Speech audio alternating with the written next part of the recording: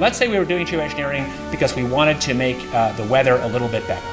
There will be monsoon failures during that period, there'll be huge hurricanes. The global studies indicate there will be some impact on precipitation patterns. Might involve large-scale regional agricultural disruption lasting a number of years. Potentially 2 billion people could have their food disrupted by such interventions. That the aerosols can, at least in these model simulations or indicated by these simulations, can offset most climate change in most places most of the time for both precipitation and runoff. But it's likely to cause some damage in some places.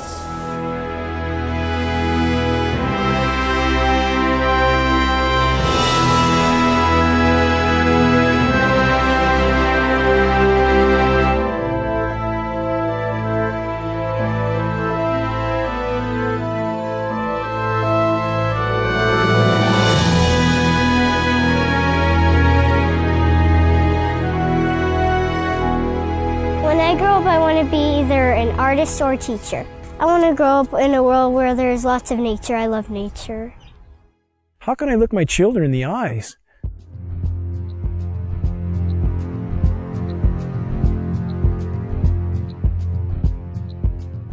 and not try to shed the light on this issue, knowing every breath they take is laden with these metals? I have been forced to conclude that there is no greater or no more immediate threat to anything that lives and breathes than the global geoengineering programs short of nuclear catastrophe. Geoengineering is defined as the artificial modification of the Earth's climate. Geoengineers are proposing spraying 10 to 20 million tons of toxic aluminum and other substances into our sky for the stated goal of cooling our planet. So let me distinguish these two different kinds of geoengineering as clearly as I can. So the first one is we call solar radiation management, and that's the idea that you could put mostly reflective particles or other means to make the Earth whiter, effectively to increase the Earth's reflectivity, reducing the amount of heat that's absorbed by the sun, and therefore exerting some overall cooling tendency on the Earth. I think, though the initial results of climate models indicate that reflection of sunlight away from the Earth can offset most climate change in most places most of the time.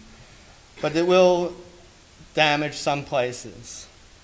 We've mostly thought about sulfur, and nevertheless, there might be some good reasons to think about alumina. It turns out, first of all, there's been a lot of work on the environmental consequences of alumina in the stratosphere. There's a bunch of papers going back to the 70s that look at the radiative and ozone-destroying properties of alumina in the stratosphere, and those make you think it might be useful. Do this in just a jet in a very simple way. Make high-quality alumina particles just by spraying aluminum vapor out, which oxidizes. So it's certainly, in principle, possible to do that. Since we released What in the World Are They Spraying?, hundreds of people from around the world have began taking rain tests.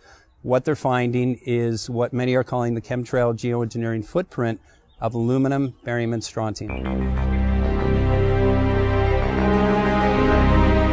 So we're finding this well-thought footprint internationally, all over the world, wherever they take samples and get a chemical analysis of rain and snow water. This is quite common.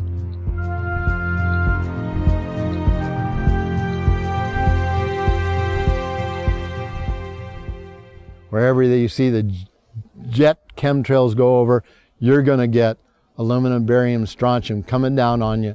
Why would we not believe it's happening when what we see in the sky matches exactly the expressed goal of numerous geoengineering patents, about 160 or more? Why would we not believe this is happening when every element showing up in the rain tests are the primary elements named in those geoengineering patents? Why would we not believe this is happening when we have escalating levels in very short time frames, as short as 5 years? We see rain levels of aluminum, for example, escalating as much as 50,000%. California air quality studies do not show these metals migrating from China. And it's of recent origin, so this bombardment of heavy metals that's raining down on us is coming from somewhere. Why would we not believe geoengineering is occurring when the weather patterns are so altered here in exactly the manner stated by geoengineers and reports on the consequences for geoengineering, which are diminished rainfall, which are increased ozone destruction? We have a massive ozone hole in the northern hemisphere now. Should aluminum be in the soil in the rain? And yes, it should be in the soil. It's naturally there. Always was there. And should it be in the rain? Well, absolutely not. But the standard reply has been your samples are contaminated But since we are getting samples now that show 0 aluminum, and we're getting lots of barium and strontium and 0 aluminum, so that just proves that if there was dirt in our samples of some sort, dust blown up from the ground, we should get some aluminum in some detectable quantity. The primary ingredients in geoengineering are specifically the oxides of metals, including aluminum oxide.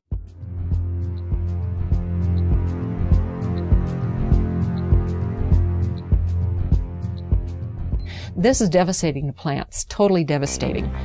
The trees are dying. Why? Approximately 2 years ago, I rode in the back, and you can ride in the back of my place for miles. You can go all the way through the woods, you know, creeks and everything, and it was, I say was, gorgeous. And the day before yesterday, I took a ride, and I rode in the back, and what I found was total devastation. As I pointed out before, Michael, we're seeing, as in this example here, very hardy native plants completely flash out dead. That looks like it's been hit with some kind of a chemical. And we've only seen this in the last couple of years. And there's another one there, back over there. We're seeing mature madrone trees, which are 70, 80 feet high, flash out dead, just like this. USDA refuses to investigate it. The pH typically around here should be about 5.6. Well, since the contrailing got heavy, I watched the pH here in these forests, well, go up, I guess would be the word. From 5.6, it went about 20 times more alkaline. Very big red flag of fallout from these materials are pH changes to the forest floor. We have very extensive studies from the U.S. Department of Agriculture on the soils in our region, and those soils have changed in 5 to 6 years. The pHs have changed in this area as much as 10 to 12 times toward alkaline in 5 to 6 years. I've personally been in the forest testing with USDA soil scientists who just scratch their heads and seem to have no explanation for incredibly profound changes in pH, which is affecting the ecosystem here tremendously. Aluminum buffer action, aluminum hydroxide is what we think it is, plus the barium carbonate, strontium titanate, strontium oxides, barium oxides, probably some aluminum oxides in there, that this has apparently driven our acid soils about 20 times more alkaline to about 6.8. There are simply too many dots here that connect. Our skies are almost never blue anymore. That is a named consequence of geoengineering. The amount of lost sunshine hitting the planet right now is beyond belief. If people look up the term global dimming, they will see that fully 20% of the sun's rays that reached the planet several decades ago are no longer reaching the planet. I mean, that's a profound change that few people even know is occurring. And you have very visible occurrences in the sky from the aircraft, a very visible sun-blocking, expanding, dingy trails that are exactly what geoengineering patents describe. Heavy aluminum, I'm talking like in the 40s and 50s up to 3,000, 4,000, 5,000. That's still common. Barium, strontium to somewhere 40 or 50 to, again, about 2,000 or 3,000. Same for both barium and strontium. Where is this mountain of metal coming from? Why is asthma, ADD, Alzheimer's, autism, all elements related in many studies to aluminum or particulate inhalation? Why are these ailments going off the charts with no apparent explanation? Why has respiratory mortality in the continental United States gone from 8th on the list to 3rd in 6 years? And no one seems to ask any questions. Why every other person has asthma now? Why every other commercial on TV is an allergy medication? And again, when David Keith, the world's most recognized geoengineer, was asked on the record, had there been any studies done as to the consequences of dumping 20 million tons of aluminum into the atmosphere, his answer was patently no. While geoengineers claim that their models are to cool the planet, a number of studies now are arising that indicate, yes, temporarily there will be regionally cooling as these particulates reflect the sun. However, they actually at night act as a blanket and will warm the planet. So the question now remains, why in the world are they spraying? One of the things that geoengineering is about when you're environmentally doing something with the atmosphere is that you can be engaged in weather modification. Historically, weather modification in the United States began to be looked upon in the 1940s as something that people would want to do.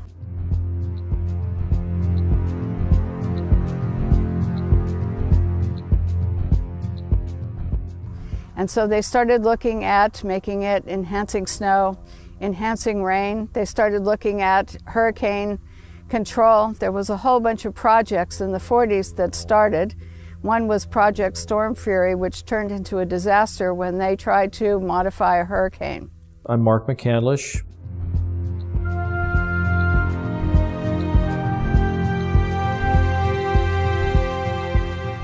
And for the better part of 30 years, I worked in the aerospace and defense industry. I had a secret clearance twice during my career. Some of the technology that I saw or participated in the creation of tends to play a role in some of the things that are used to control the weather. The very distribution process is being employed in the aerosol campaign, manipulating the weather, crops, taking over the food production or controlling the food production. The military applications, the process evolved when they realized in the 1800s that you can put things into the environment that will influence the uptake of moisture and where it drops out of the atmosphere again. My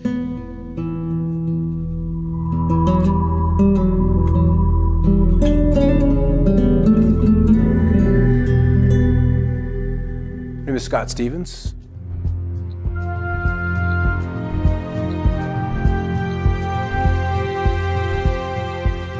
I was a television weatherman for 20 years.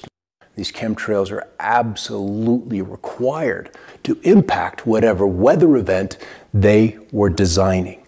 And the trails were an absolute necessary ingredient for them to achieve their weather modification goals. So we're finding the aerosols, the metal particulates, all of those can be used and leveraged to create weather events that are several standard deviations or outside what would be typically normal. When the geoengineering really got underway with the Russians in the mid-70s, we ended up with snow in Miami. We ended up with frost deep into Mexico.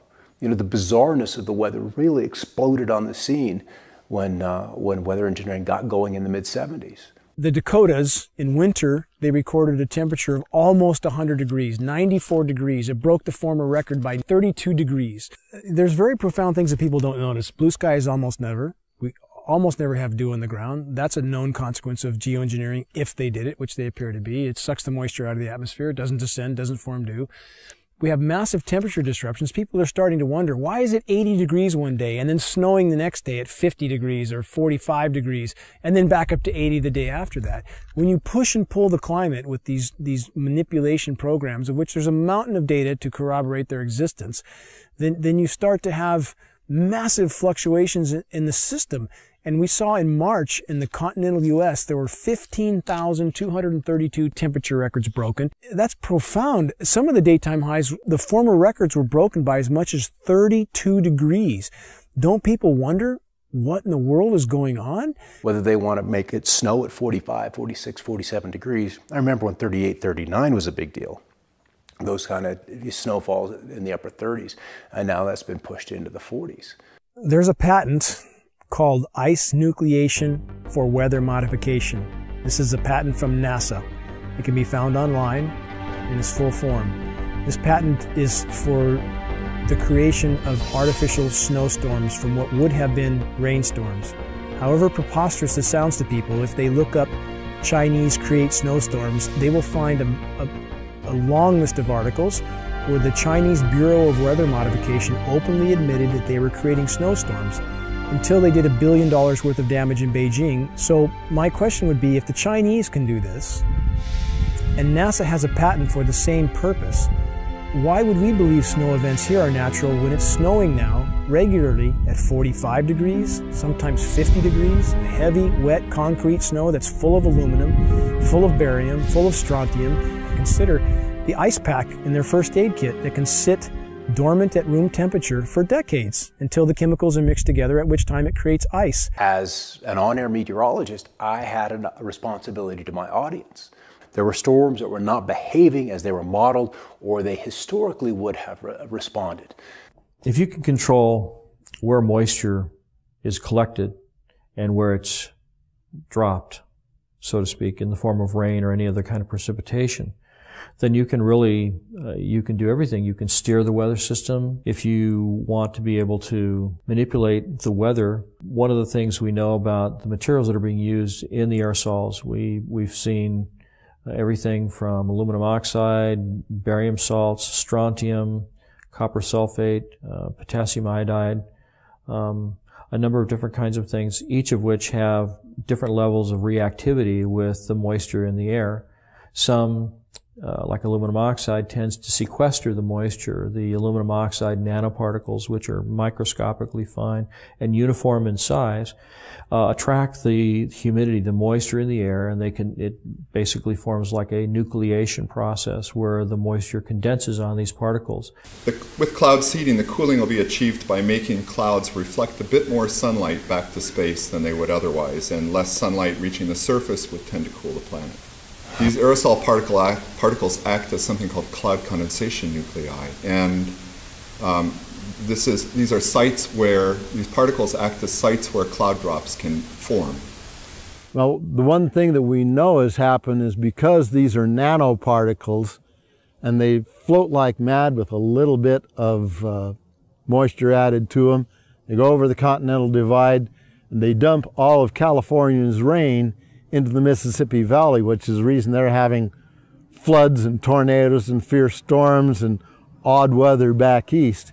The effect here in California is drought. Now then, if you hit that area of the sky with a beam of a particular kind of radiation, and you can heat those particles up, just like heating up, your cup of coffee in the microwave, these particles begin to vibrate and resonate if you use the right frequency of RF energy, that they then heat the surrounding air, and they will take all of that air and the moisture that's in it to a higher altitude where it's much colder, and it'll condense and then become a low pressure system. Well, there's a couple of locations where they tend to be very interested in leaving their trails. The big one and the surprising one for me is under areas of high pressure, where you would expect to see the blue skies, the dry conditions. Those are prime targets for trailing. A couple of reasons. High pressure is stable. It's relatively still. We've got the clockwise flow around it. And if you accentuate the high, and so it's very easy to add those particulates of aluminum, barium, and whatever else they want to put in there. And as you add heat to that, those particulates then radiate the heat into the atmosphere and it warms. What does a warming atmosphere do? Boom, it expands. And so that's one way. It's a very simple way, but it's very apparent because under the high pressure, it's supposed to be quiet. It's supposed to be still. It's supposed to be blue. And we're not seeing that. Then as the storm approaches, the high begins to recede. And then they're running the flights back and forth, back and forth, back and forth, and literally seeding the leading edges of the cirrus. So the cirrus canopy is accentuated. That cirrus canopy, which would maybe be 200-300 miles out ahead of a cold front, is now 450 miles. Based on geoengineering data, it would appear the Pacific Northwest gets an excessive amount of the fallout from these programs because much of the weather, much of the precipitation and the storm tracks and the jet stream move across us. So as stated by globally recognized geoengineers like David Keith, that's the type of area they would want to seed these particulates as incoming fronts start to cover landfall. And that's exactly what we see here. When there's any kind of incoming front, we see jets everywhere. The global studies indicate there will be some impact on precipitation patterns, and obviously there's a lot more opportunity for work in that area. After studying my time-lapse surveillance, one of the reasons I discovered for the trails was that the persistent ones would break, they would misshape it or deform, and other planes would come along and precisely mark off those locations of deformation. And you're not going to get that with a regular fleet, so this had to be one of the primary purposes for chemtrails, in my opinion, was to measure off where we have these discontinuities showing up in the atmosphere.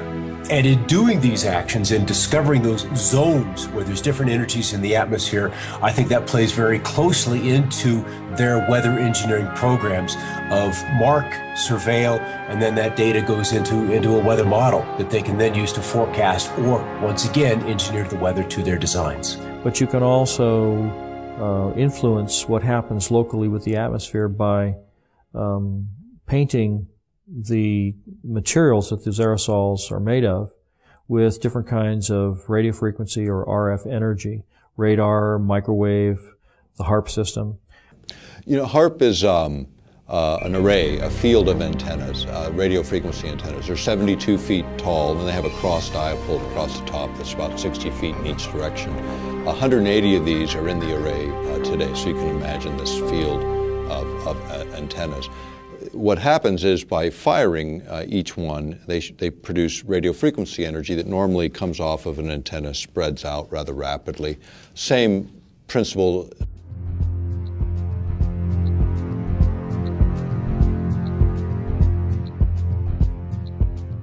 Principles in physics would be like a flashlight shining on a wall. You know, you start with a narrow beam, and by the time you hit the wall, you've got a wide beam. The idea with HARP is to get it to focus or concentrate that radio frequency energy so it doesn't spread out, so you can hold it tighter together and then manipulate it in very specific ways.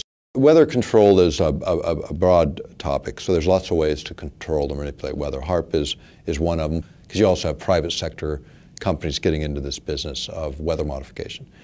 In the case of HARP, do you need, people always ask me, do you need particulates to burst in the atmosphere to make more effective?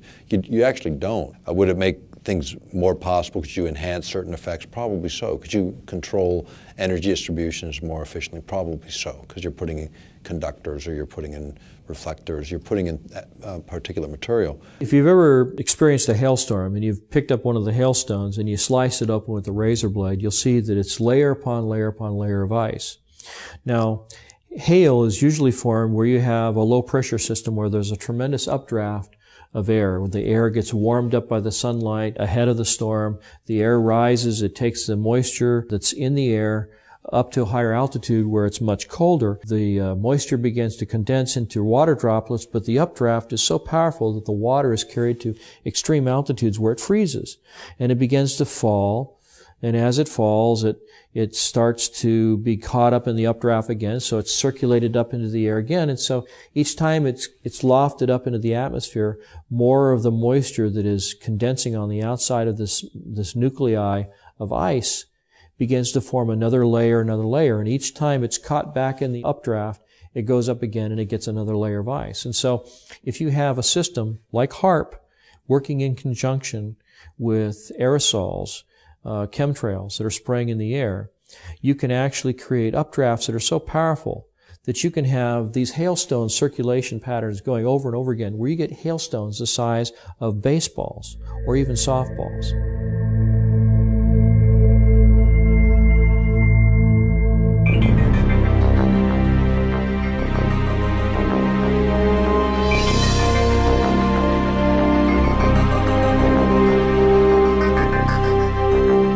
Weather has always been a strategic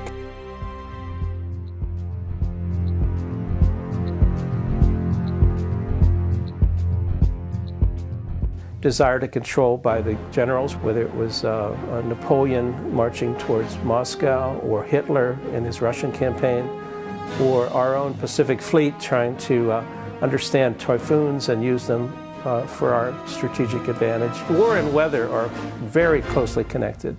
And they've been connected ever since about 1812 or so, maybe earlier than that. Hannibal had to face the snows in the Alps. And so there's a long history of weather and warfare interactions. Environmental manipulation is like the ultimate method of covert warfare, because you can literally shut down food production. You can create a situation where the people within a country revolt against their own government. And you're invited in to mop up the mess. The issue of owning the weather by 2025, which is a military publication, we've quoted it as far back as, I think, 94, 95 even. But you go back to these earlier reports and you look at sort of what was the objective, and the objective is exactly that: control the battlefield environment. Environmental factors give you an absolute advantage. If you can weaken your adversary before you have to fire the first bullet, maybe you even win the war. Whether it's incredibly historic sandstorms when we're invading Iraq, or you want to drought out or flood out a dictator that you're not happy with, or obscure a beach when there's a landing, or if you just want to make money on the futures market. Owning the weather by 2025, using the weather as a force multiplier. And this kind of goes back to what I was saying before about if you can control where a weather system goes and how much or how severe the weather system is, then you can do other things like you may have heard more recently that many of the aircraft that we've been developing are what they call all-weather capable, which means that they can fly in any kind of weather. They can shoot and target the enemy under really nasty weather circumstances. And these are all things that you can use to your advantage if you happen to be controlling the weather also, because you can have a terrible storm front come in and make it difficult, if not impossible, for the enemy to operate on the ground or to fly their aircraft if they don't have aircraft that are as sophisticated as the ones that you have. And so by creating or using the weather as a force multiplier, as the title implies, that you can achieve an advantage over an enemy force that gives you the upper hand. One of the ideals of the Air Force is to have this all-weather Air Force, or to have their pilots coming back safely and using the weather as a salient against the enemy and clearing out their own airports from, say, from ice fogs or from bad weather. And so if the idea here is that if we can fly and they can't, that's a great military advantage. There was also research studies on hurricanes that the scientists were truly curious about the behavior of hurricanes, but their military patrons were very interested in how to steer them or direct them in certain ways, almost as a guided weapon. This jet stream that's moving across, and it shoots 50 miles north and then 75 miles east and then drops back south again, then kind of goes on its way. And they attributed that little dog leg in the jet stream in Alaska to swinging storm systems out of central Texas into central Florida, where they deposit a couple of tornadoes in the middle of Orlando that were like really rare to see in that part of the country. And so people remember that event and they remember that situation. But it'd be a good example of a very small change in Alaska in terms of a jet stream and what kind of a lower 48 effect that would have. And that's again where weather modification, small input in one place can have tremendous change and unexpected outcome in another. You can create weather systems that are so severe they culminate in battlefield denial, where the enemy is not able to use the roads or the bridges or get through the environment because the weather is so severe. And you can use the weather to destroy his crops, deny him a food source, destabilize his population because people get hungry. When they're hungry, they get angry and nasty and they don't like what's happening.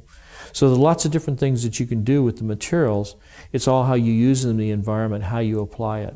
One of the biggest concerns of early cloud seeding, weather control activities by the General Electric Corporation came from their lawyers, who thought that the corporation was totally vulnerable to lawsuits, because if they started to make fair or foul weather, the people down below in Massachusetts or downwind of Schenectady could institute massive lawsuits that could put GE out of business. So the first response to weather control from their in-house lawyers was to shut it down, was to give the project to the military and ask them to do it, with the GE lawyers only being the consultants on the project. So they were allowed to suggest and design certain activities, but they weren't allowed to touch anything or throw anything out of the plane. The United States government during the Vietnam War perfected weather modification techniques, and also they perfected releasing toxic chemicals like Agent Orange over many areas to defoliate land, trees, grasslands, and other areas. But this is technology that does come up, and it comes up when you see that the technology is advanced far enough to where the practicality of utilizing it in the battlefield environment and the temptation by administrations. I mean, the best covert war is using the environment itself against your adversary. It was a military moment, and it was actually from pretty recent history. And this was the U.S. military thinking that they might be able to control the monsoon over Vietnam during that conflict. And so only a handful of top-level military advisors and the president were informed that they were going to try to make it rain over the Ho Chi Minh Trail and try to have some military advantage by doing this kind of intervention. When you start talking about manipulating the environment, we have treaties that go back to the mid-70s that forbid this, number one, as weapons of war. So the perfection of weather modification took place, but it became apparent that using weather modification for wartime purposes was not acceptable to the United States government and other nations of the world. So therefore, the NMOD Treaty came into being and was signed by the United States government after passing Congress. The reason it was signed and implemented was because it would ban warfare, weather modification techniques and use during times of war. Almost all of our treaties that we've signed, including the non-proliferation, counter-proliferation treaties, chemical treaties, the ones that were signed recently, last few years, back maybe a decade now, I guess time goes. But they had domestic exemptions, and so does the environmental treaty, where you can do whatever you want in your own territorial boundaries. I mean, you start manipulating weather in one part of the planet, it doesn't look on the ground and say, oh yeah, wait, this is the boundary of a political boundary. It fails to recognize those. So you start to talk about geophysics and manipulating the planet itself. Then it's a question of those kinds of exemptions shouldn't even be allowed. Meteorology and the military have a very long history, as I said, and it goes into the strategic advantage that multiplies your traditional force, that is your armament, into using nature to your advantage as well. They want to create a storm in the southeast, then they'll start engineering out over the North Pacific. That's where the trailees will be, because you want to work out several days ahead of time so you have less input, and you multiply that over a couple of days, you can have a big result in 5 days' time. So small input upstream, big result downstream. And one of the rules is always work with what's coming. Don't try to necessarily work against it. You can kill a storm in place. That's easy to do with HAARP. You just change the polarization, you change the ionization of the atmosphere, and the storm will fall apart. It will affect the setting up of the storm tracks, the jet stream, the location of the storms. And so you end up with an intervention on the solar side of things would pretty directly begin to affect the weather patterns. And so climate control, or attempted climate control, and weather control lie on this very large spectrum of intervention.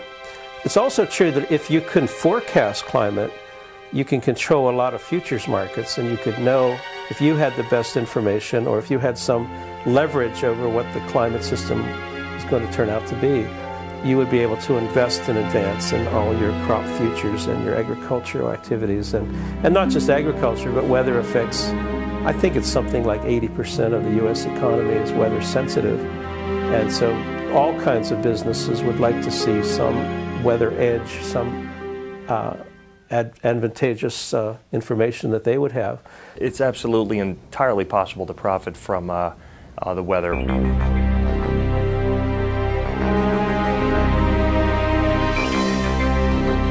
My name is Michael Agney. I'm an independent trader.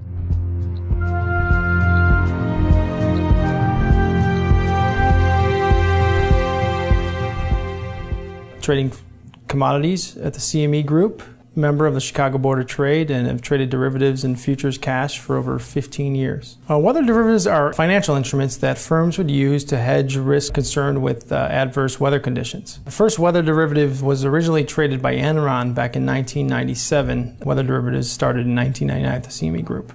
Big utilities, reinsurers to hedge against hurricanes or tornadoes or flooding, some sort of catastrophe, hedging against a cooler summer or a warmer winter. Let's just say I was insuring a product for $5 million, no matter what it was. Let's say if I was a utility company, a farmer, whatever it was. Let's say I had $5 million worth of crop, but I can do derivatives that are worth double that amount, and I can control the effects to where I collect on the insurance that's worth $10 million as opposed to selling the crop for $5 million. Yes, I could definitely profit from that. 2010, 2011, Southern Illinois, Missouri, those we had a high peak of tornadoes and those types of adverse weather conditions definitely raised the price of commodities as well as drove the volatility, which also raises the price of commodities. You're going to make more money if a crop fails. You're creating insurance that's over the price of what your crop is worth, let's say. So if you can control the weather, you control how these products grow. And if you had an insight to how these products were actually seeded and what products you use to actually grow those items, corn, soybeans, and you can control that market, it's unlimited profit potential if you can control the weather. If you want to send, cold into the Midwest, you buy up pipeline capacity, you buy up options on heating and cooling degree days, you buy derivatives off of rainfall.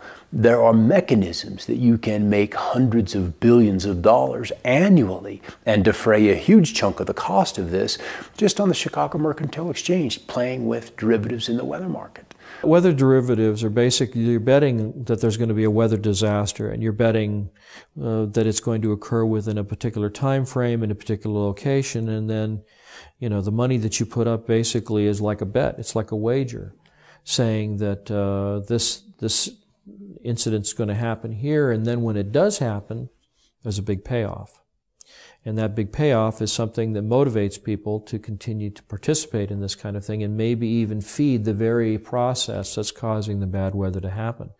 Particularly if there's a connection between the people that are seeding the clouds and the people that are making investments. This is a new opportunity. It's a new tool for investors.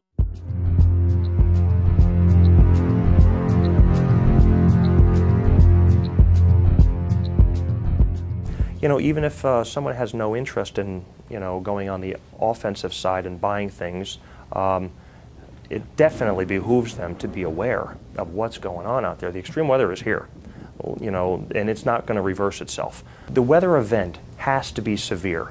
Ionospheric heating, in fact, these instruments, when they were first utilized, which is in the former Soviet Union back in the 70s, they started out then, they still call these ionospheric heaters because in one mode of operation, you can literally create above this instrument on the ground, you can heat an area up to 30 miles in diameter in the ionosphere. So you heat it up, and by heating it, it literally raises it. So then imagine this column moving up several hundred kilometers out, and then the lower atmosphere begins to rush in and fill that vacant space, that void. And as a result, you're altering pressure systems for quite a distance, which of course alters the weather. You're also able, if a jet stream is coming in the air, you're able to alter its course. And if you alter a jet stream, even a small amount, then the swing factor on the other end, you can move it. So you're moving storms, say, out of the Midwest onto the East Coast, or this kind of thing, by just swinging it high in terms of its flow and getting it redirected. Okay, so now if we look at precipitation, much has been made of this issue of damage from precipitation. Which the particulates that these trails have introduced into the sky are, let's just say the storms can develop more violently, more quickly, in places that are not necessarily as where you would expect them to be. And so we see more flooding. We see more intense droughts. We see rainfall rates of 1 to 2¼ inches an hour that are just bizarre. And sometimes even rainfall, 1.25 inches a minute is just unheard of. And so you have an area that's already been heated by the sun's rays, and then you have the aerosol drift in over that area, and it's reflecting both ways. It's reflecting the heat of the sun back out, but it's also trapping the heat that's already been created there by the sunlight. So it will actually create more heat and trap heat inside and closer to the atmosphere. It can actually exacerbate global warming problems. And if you become more aware of what's happening, where the global commodities are, what extreme weather events, you're one step ahead of them.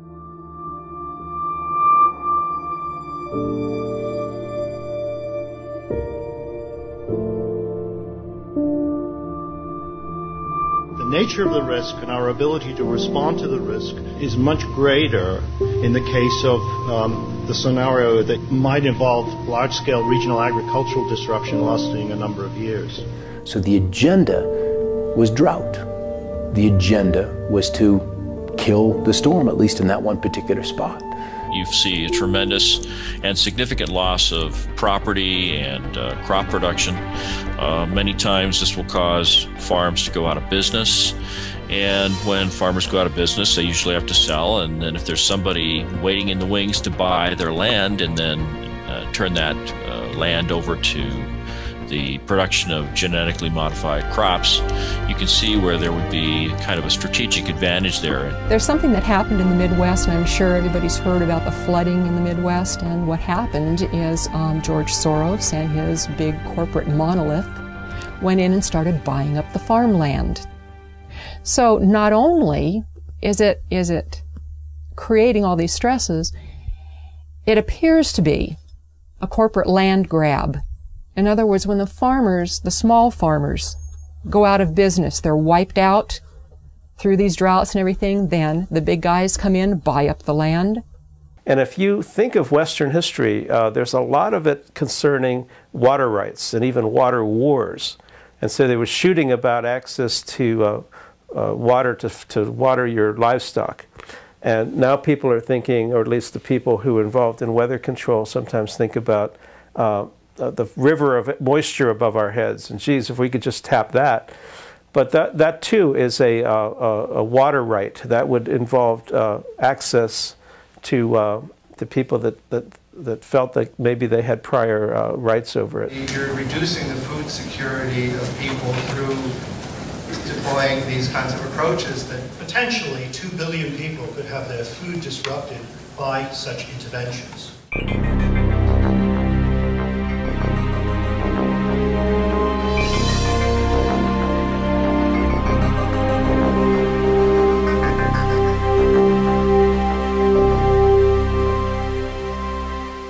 I've been an organic farmer my entire life.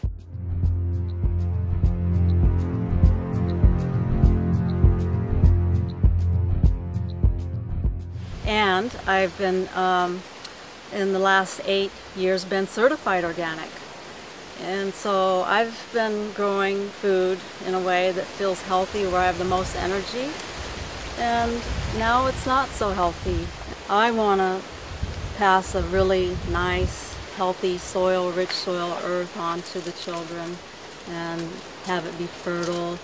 My name is Joel Gil Coca. I've been farming in this land for about 5 years.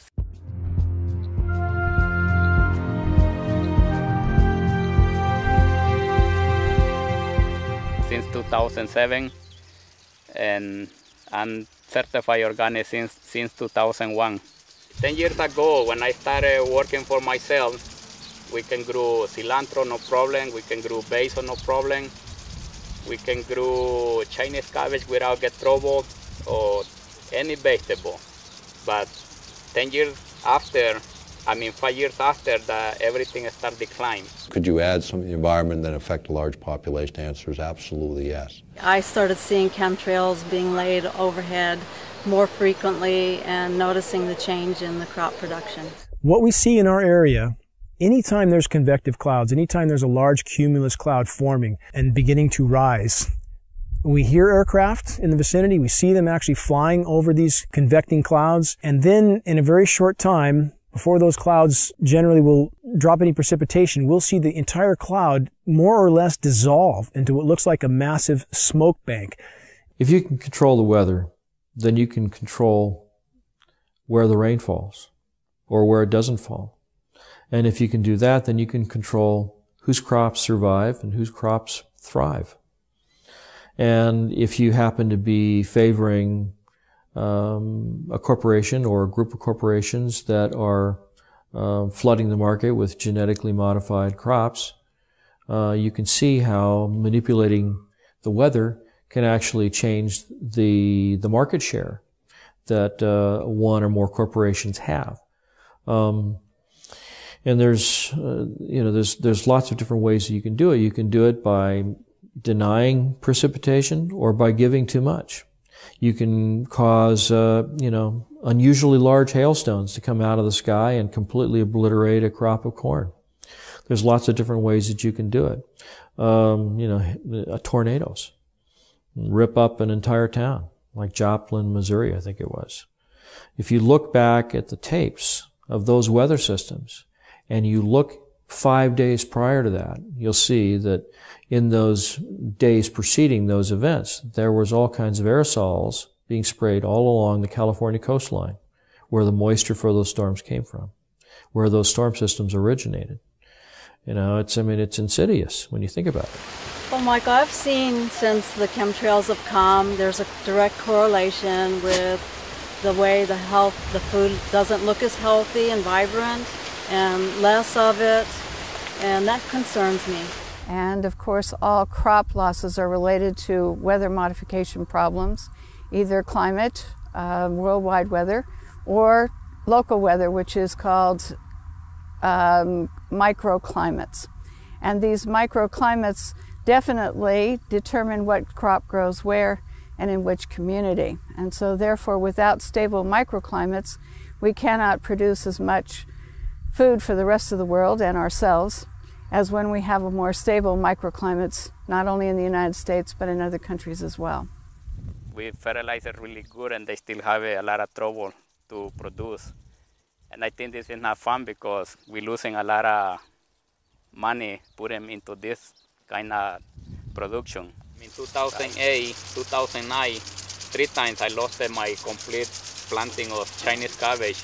Weather events is one of the key components to most commodities that are traded. Let's just say your agricultural group, corn, soybeans, wheat, something along those lines. Weather is by far the largest affecting factor in the price of those commodities. If one farmer's crop fails, we have a major crop failure, say in corn, now that's going to affect every other company that uses corn in their manufacturing process. There's going to be less of it. And anytime there's less of something, that creates a price rise.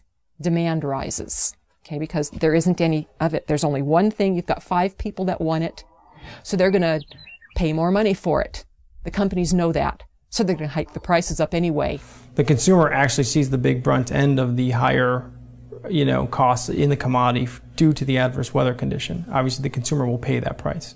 I've noticed that the rainfall is less predictable, and then when it does rain, it does rain periods of time that's more like longer periods. So not only do we have the pollution, not only do we have stunted growth, but we also have changes in weather.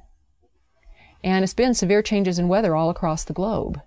I don't have a clue how bad they are, but I know they are affecting already in certain plants, like basil, cilantro, and sometimes the broccoli gets too much fungus. It can be from those things because no matter what we do, it doesn't fit. It's not working right. It appears to be a fungally related ailment, and if one looks at the species extinction rate, which today is estimated to be 1,000 times natural variability, that's 1,000 times normal, a figure you'd think would alarm most reasonable people, which is 100,000% of normal, and 70 to 80% of that extinction, plant and animal, is related to fungal infection. Geoengineering particulates are known to proliferate fungal reproduction. Abiotic stresses are drought, cold, heavy metals, excess moisture in the soil. And Monsanto has a patent that actually addresses all of those abiotic stresses. And the plants that it addresses is everything from apples to zucchini.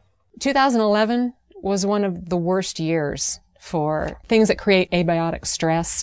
They had 12 worldwide severe weather problems. This destroyed a good portion of the food supply. Now I'm having a hard time growing cherry tomatoes outside under these conditions, and I've turned to having to build a greenhouse where I'm now growing large tomatoes, heirlooms, and they are producing really nice big tomatoes.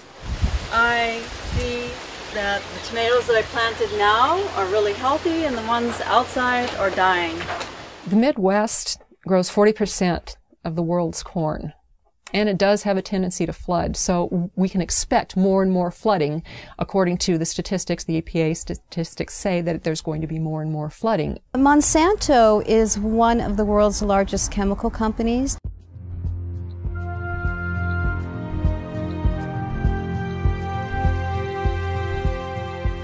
They also own 90% of the seed companies in the world right now, and they are the largest company putting out genetically modified seeds. So what does Monsanto do? Corn is the lead-in because corn is in just about everything. Corn is the main crop.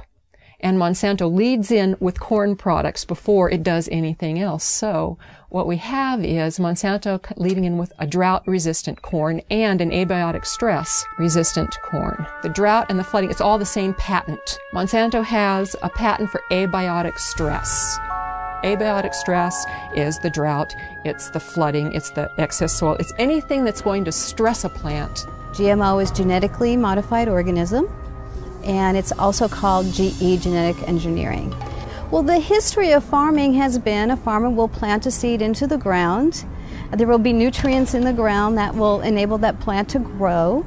And then at the end of the growing season, they will take some of the seeds and they will save them for next year, and they'll grow their next crop. But what is going on with the genetically modified seeds is they're what's called terminator seeds. A terminator seed will not produce other seeds. With the terminator seeds, these farmers have to go back to Monsanto every single year and purchase these extremely high-priced seeds. There have been studies outside of the United States showing that genetically modified seeds, the plants that come from them, are extremely harmful to humans and other life on this planet. When I started farming, I produced 100% my crops, but in the last 4 years, I've been declined to 50–75% if I talk into lettuce crop, because I've been lost everything.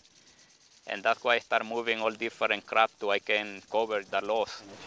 Well, my food production has declined at least by 60% in the last, 10 years. I've noticed banana stalks are smaller, and certainly the tomatoes, I'm hardly getting any. I used to get bushels of tomatoes, and now I can barely get a bowl. My concern, it can be, it's possible if we're going to run out of business if they continue doing that. They really need to stop it doing. That's all I believe, because we cannot change the system, the mother nature. We have to keep going the way it is. It's not possible. On the other hand, heat stress is going to be one of the things, or thought to be one of the things, that might limit production of crops throughout the tropics. And so there are some questions of trade-offs of, if you think you're going to benefit many people and harm some people, how do you deal with this issue of equity, and what are the options for dealing with that? A really interesting thing that I've found is that the EPA has concluded that incidents of heat stress, drought, flooding, cold, any type of abiotic stress is on the increase. And loss due to that is going to double by 2030. Then you put yourself up as the solution. So when all of this weather comes and wipes you out, or you have a drought problem, drought, we've got the seed for you. Here's our drought-tolerant corn just for you, and it'll solve your problems. Oh, by the way, you have to sign this agreement, this 40-page agreement, so that when you go ahead and plant these seeds, you now belong to Monsanto. The weather disasters seem to be directly correlated to an increase in Monsanto's sales. So there will be the have and the have-nots. And one of the things that's being discussed under global geoengineering is which countries will be the haves and which countries will be the have-nots when that type of climate remediation is undertaken by many people at a certain level, mostly private corporations funded by the U.S. government, they are hoping. The fact that it's cheap isn't necessarily a good thing at all, as I'll come to in a second. The fact that it's cheap is part of the hard problem of governance. The fact that it's cheap means any small state or even conceivably individuals could do this, and that is a very dangerous thing. There's only probably under $10 million per year, and maybe far less than that, being spent on geoengineering research. It's a mix of a handful of government grants and some private money, including support from Bill Gates Bill Gates invests in geoengineering. Geoengineering destroys crops. Monsanto supplies the seeds to replace those crops. Bill Gates invests in Monsanto. So Bill Gates makes a ton of money. Monsanto makes a ton of money. And the small farmer gets squashed. Corn prices go higher because of a severe drought in this country. You know, where 41% of the country, or the world's supply of corn comes from. So corn prices are higher, the farmer has more money, so what does he do? He buys fertilizers, which drives up the mosaic stock, or he could purchase genetically modified seeds from Monsanto. You've got severe drought in Africa. In 2011, there was a severe drought. This is causing nothing but death. It's causing starvation, it's causing malnutrition, it's causing a severe water shortage. How do you grow anything without water? You cannot grow anything without water. So what does Monsanto do? They say, oh, we got a drought-tolerant corn for you. There's been an excessive push to get bioengineered crops into Africa. They look at severe conditions as an opportunity. They're disaster capitalists. Okay, so here you have farmers, and they've got flooding, they've got droughts, they've got everything that totally wipes them out. So what happens? Okay, if they plant it early enough in the year, they can go ahead and try and plant again. So buy more seed. Okay, buy Monsanto seed. So they're just raking up on that end of it. Okay, so if you can create enough weather manipulation, you can shorten growing seasons, you can create enough of that disaster, and you've got the seed supply, they've got to come to you.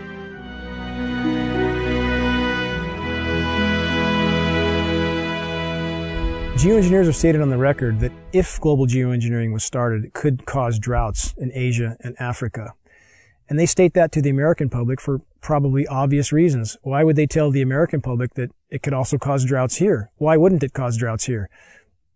There's nothing special about America and the geography here that would not have the same effect as Asia and Africa. If the atmosphere is filled with particulates, those particulates diminish and disperse rainfall. Period. There's too many condensation nuclei, so the water droplets do not combine and fall as rain. They simply adhere to those tiny particles and migrate further, and that's exactly what we see. One of the suggestions about geoengineering has been that we genetically modify trees and plants.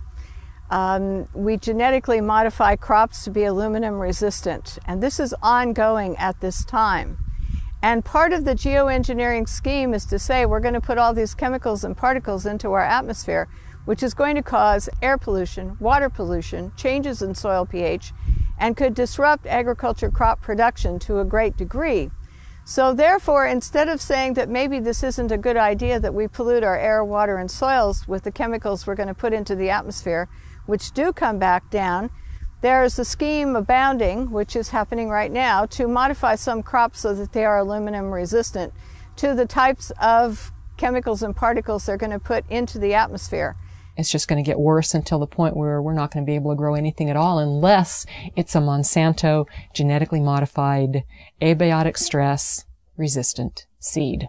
The chemical companies and the and Monsanto and all of these companies are working together to make us totally dependent on their products for growing corn or growing any kind of agricultural product or trees, whatever. We're going to corporatize not only where the rainfall goes and who gets it through geoengineering and weather modification schemes, but we're also going to say that these are going to be the only crops that are going to grow in areas where we're putting in toxic chemicals that are coming down and altering the soils. One of the most basic things about human society is that we need food and water.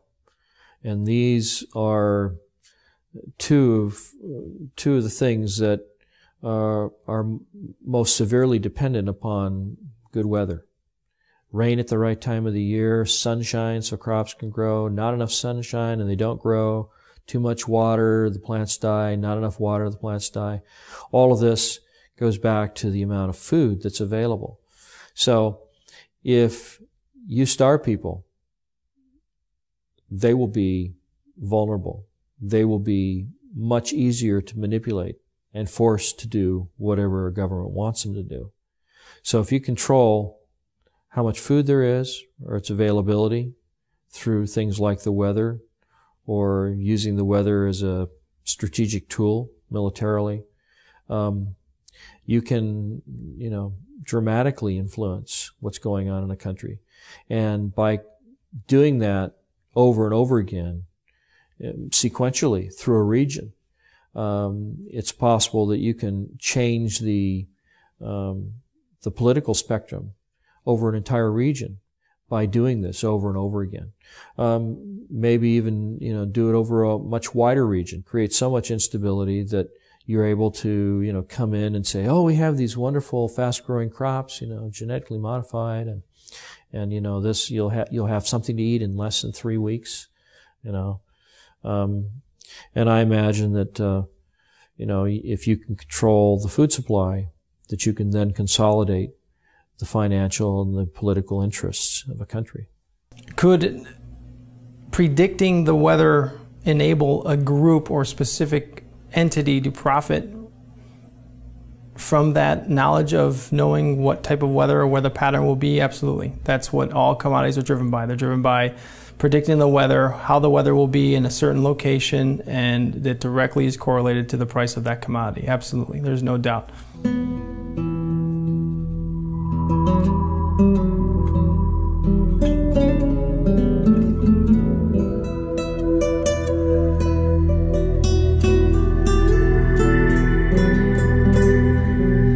While there are a number of agendas associated with these damaging programs, one thing's for sure: they can be used to control our weather and thus corporatize every natural system on the planet. This enables certain individuals to consolidate an enormous amount of both monetary and political power into the hands of a few at the expense of every living thing on the planet. Just by definition, the geoengineering programs are a direct assault on the most elemental aspects of nature. What we're doing when we modify the weather is we're changing the world's climate and we're changing the microclimates, and we are doing it.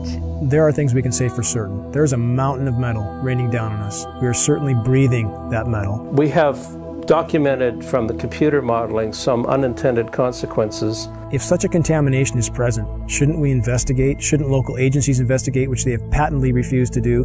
There's no question that large-scale climate engineering is untested and dangerous. I would disagree quite strongly that it doesn't exist. I think that the capacity to do it in engineering terms most certainly exists, and that's part of the reason we have to think seriously about how we manage that. We are breathing a mountain of metal, and that can't be denied. If geoengineering continues and the weather manipulation continues and genetic modification continues overtaking, we're going to lose our ability to grow good, nutritious food. We are going to lose our ability to thrive. I personally consider this ongoing toxic dumping into our atmosphere to be, along with nuclear radiation, the most dangerous threats to our health and to our environment. We've seen UV scales go off the charts, which are a known consequence of geoengineering, ozone destruction. We've seen rainfall patterns disrupted in ways that meteorologists don't seem to be able to explain or predict. The challenge that all of these weathermen face, all of them, whether they're aware of it or not, sooner or later they will be aware of it. And I went through a period after the epiphany of, how did I not see this sooner? How? I mean, seriously, I'm supposed to do this for a living. How did I not see this? We seem to have lost our moral fiber and our ethical compass when we talk about that we all should live within an experiment that somebody else is conducting. If you knew or could predict the weather at any given time, in any given area, then you control the fate of mankind and what they pay for everything. Washington is not responsive to the average person. It's responsive to commercial interests who can spend millions on campaigns now without restriction, who literally drive the policy making in Washington, D.C. I guess I'm under the belief that you can't control the weather. I hope someday we could control the weather. Power becomes an addictive thing. We're taking what the Creator has created, usurping His authority, and bringing it under the authority of corporations. I'm worried that one person or one group would try to have that much leverage over the whole planet. I don't believe that anybody has the right to play God. especially when they're putting particles and chemicals into the atmosphere, which there's unintended and consequences that are known. We don't know it all. We cannot assume the role of creator without dire consequences. This is not a good idea, and this is not a reason to take and do a test. The atmosphere and the earth belong to all of us. It provides the food we eat, the air we breathe, the water we drink, and no one should have the right to own it. The biosphere is at risk from top to bottom. Though you have climate scientists calling for emergency geoengineering due to events like methane mass expulsion, which appears to be occurring in the Arctic. It would have a significant impact on the way that we operate. Notice it also has enormous political, social, and economic implications. And so we don't want to have some giant planetary oops, I mean capital oops, in which you have a loss of life. It's much, much harder to actually figure out the environmental risks and effectiveness of these new methods than it is to cook them up. They're creating an artificial environment to replace the natural environment. Shredded ozone layer, global drought, toxified soils, poison populations. Don't these issues matter? Affecting ecosystems in ways we've never been able before. The whole concept of literally playing God with the technologies we have at our fingertips today.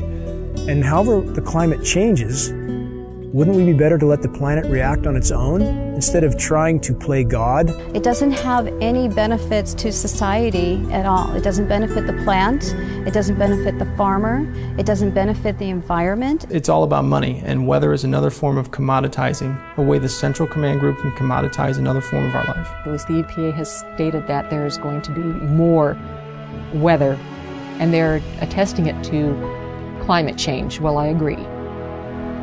It's changing. The weather's changing. Now, the real issue is it natural or is it man-made? And if it's man-made, who's doing it? Is it the geoengineering guys? That's what I believe as geoengineering continues, that whatever changes are happening to the planet, we will exponentially worsen those changes and poison everything in the process. And indeed, with the amount of metal falling on us, that poisoning appears to have been occurring now for quite some time. Why are you spraying that stuff in our sky? It's accumulating massive amounts of wealth in very few hands, and that's what they're trying to do in all aspects of these economies. The money's not worth it. This is my future.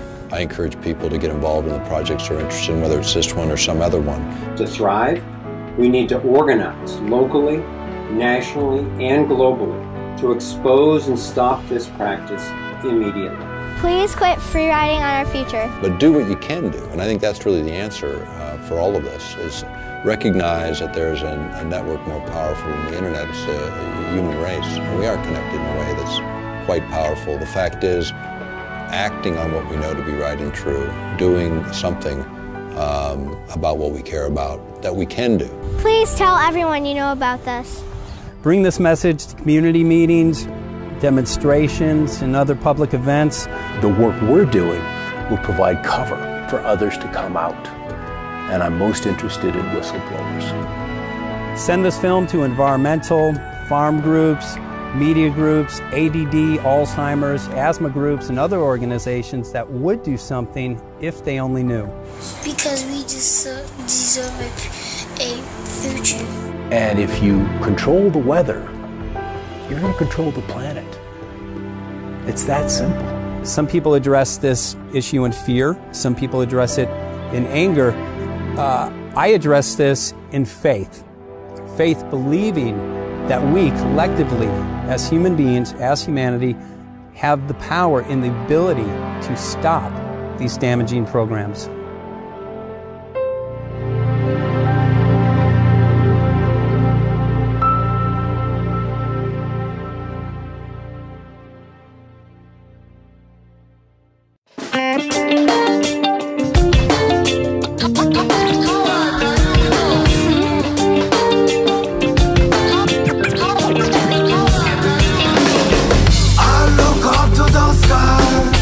Can you tell me why?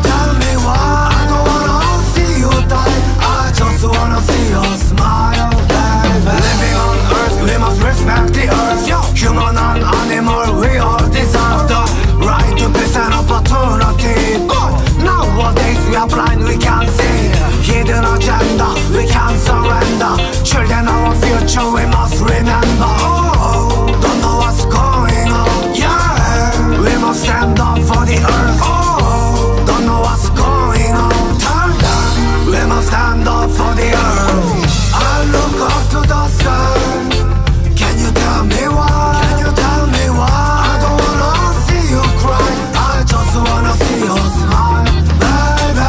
I look up to the sky. Can you tell me why? Can you tell me why? I don't wanna see you die. I just wanna see you smile, baby. We want the truth, give us the truth. Yeah. We want the truth, gotta save our youth. Right. We want the truth, give us the truth.